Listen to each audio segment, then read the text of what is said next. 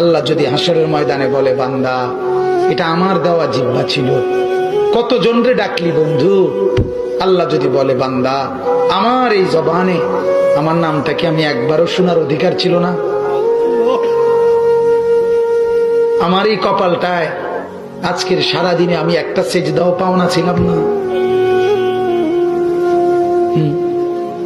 আমার এই কানটায় আমি আল্লাহকে একটা বারো আজানের আওয়াজটা শোনার হক আমি পাওনা ছিলাম না, কি বলবি যুবক? হ্যাঁ মুসলমান, কি বলবো? বলো না বাপ, কি বলবো?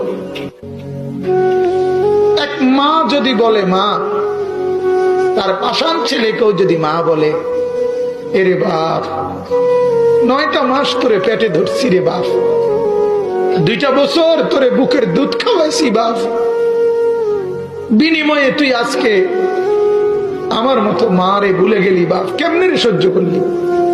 এই কথা বললে যত বড় পাষাণ ছেলেই হোক, সেও তো কিছুক্ষণের জন্য মাথাটা নোয়াই লাগবে।